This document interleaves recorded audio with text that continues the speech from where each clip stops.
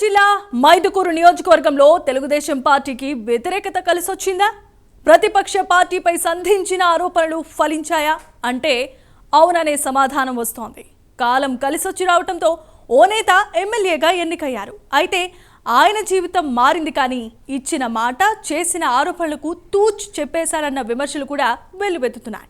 ఇంతకీ ఎవరా ఎమ్మెల్యే, ఏదా నియోజకవర్గం, రాబోయే రోజుల్లో ఆయన యాక్షన్ ప్లాన్ ఏంటి?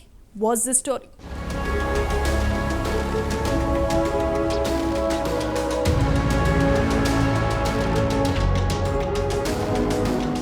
కడప జిల్లా మైదుకూరు నియోజకవర్గానికి రాష్ట్రంలోనే కాదు అంతర్జాతీయంగానూ మంచి గుర్తింపు సాధించింది.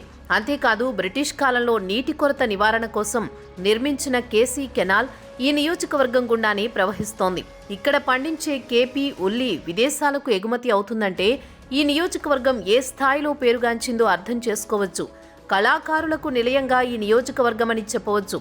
ఇత్తడి బొమ్మ కళాకారులకు ఏకంగా ఒక గ్రామమే ఉంది.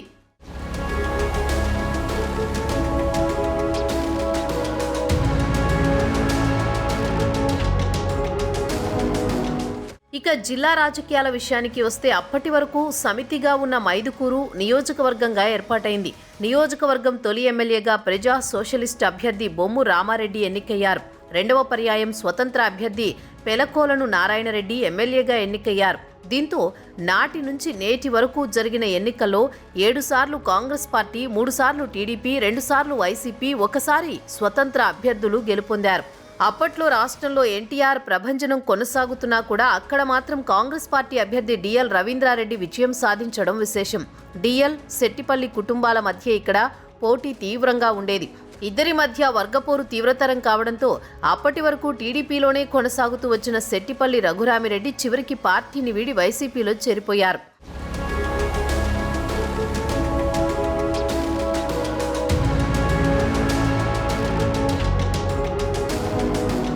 వైసీపీలో శెట్టిపల్లి రఘురామిరెడ్డి చేరిన తర్వాత అప్పటి నుంచి వరుసగా 2 సార్లు ఆయన పుట్టా సుధాకర్ యాదవ్పై గెలుపొందారు. అప్పట్లో వైఎస్ చరిష్మా ముందు బీసీ కార్డు పనిచేయలేదనే చెప్పొచ్చు. 3 పర్యాయాలు రఘురామిరెడ్డిపై పోటీ చేసిన పుట్టా సుధాకర్ యాదవ్ ఆ తర్వాత ఎమ్మెల్యేపై ఉన్న వ్యతిరేకతను క్యాష్ చేసుకోవడంలో సక్సెస్ అయ్యారనే చెప్పొచ్చు. పైగా ఎమ్మెల్యే భూ కబ్జాలపై చేస్తున్న అవినీతి అక్రమాలపై అవకాశం దొరికినప్పుడల్లా విరుచుకు పడేవారు. ఈ ప్రాంత రైస్ మిల్లర్లు రేషన్ బియ్యం అక్రమార్కులంటూ అధికారంలోకి వస్తే వారి భరతం పడతానంటూ తీవ్రమైన వ్యాఖ్యలు చేశారు. టీడీపీ అధికారంలో ఉన్నప్పుడు నిధులు తెచ్చి కొంతమేర నియోజకవర్గాన్ని అభివృద్ధి చేశారు. అయితే ఆ తర్వాత వైసీపీ హయాంలో పెద్దగా అభివృద్ధికి నోచుకోకపోవడంతో సుధాకర్ యాదవ్కు కలిసొచ్చింది. కాలంతో పాటు ఎమ్మెల్యేపై ఉన్న వ్యతిరేకత, ప్రజల్లో సైతం ఒకసారి అవకాశం ఇస్తామనే భావనతో సుధాకర్ యాదవ్ గెలుపొందారు.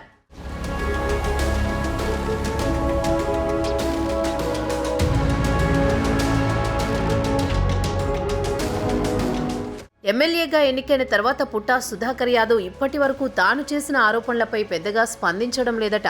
ఏ రైస్ మిల్లు ఓనర్పై చంద్రబాబు సమక్షంలో ఆరోపణాస్త్రాలు సంధించి నిప్పులు చెరిగారో ఆయనపై ప్రస్తుతం ఎటువంటి ఆరోపణలు చేయకుండా సైలెంట్గానే ఉంటున్నారట. ఓవైపు సైలెంట్గా ఉన్నా మరోవైపు మాత్రం అప్పట్లో శెట్టిపల్లి చేసిన ఆరోపణలు, భూ కబ్జాలు, అవినీతిపై చర్యలు ఎప్పుడు తీసుకుంటారో అన్న చర్చ కూడా నడుస్తోంది. ఇప్పటికిప్పుడు కాకపోయినా రాబోయే రోజుల్లో యాక్షన్ తీసుకునే అవకాశం ఉన్నట్లు రాజకీయ వర్గాల్లో చర్చ నడుస్తోంది. ఇదిలా ఉంటే మరోవైపు అయితే నియోజకవర్గ ప్రజలకు కొంతమేర అందుబాటులో ఉండడం లేదన్న వార్తలు సైతం నియోజకవర్గంలో వినిపిస్తున్నాయి. అయితే నియోజకవర్గానికి వీలు చిక్కినప్పుడల్లా వస్తున్న పుట్టా సుధాకర్ యాదవ్ నియోజకవర్గంపై ఫోకస్ పెడుతున్నా మరో వర్గం మాత్రం ఆయన ఎక్కువ సమయాన్ని వ్యాపార లావాదేవీలకి కేటాయిస్తున్నారని విమర్శిస్తున్నారు. ఇచ్చిన హామీల విషయానికొస్తే వాటిపై కూడా పెద్దగా దృష్టి సారించలేకపోతున్నారంటూ ఓ వర్గం నేతలు విమర్శలు గుప్పిస్తున్నారు.